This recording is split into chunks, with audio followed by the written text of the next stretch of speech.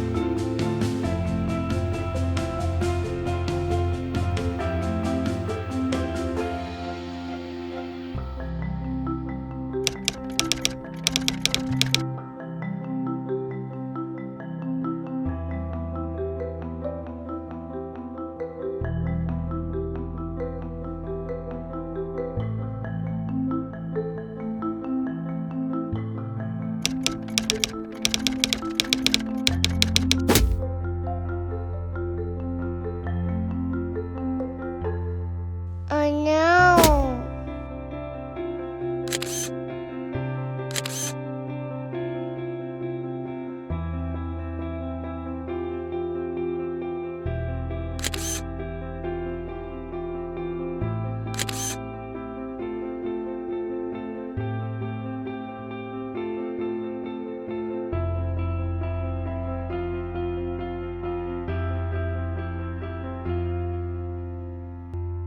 Bye bye. See you again.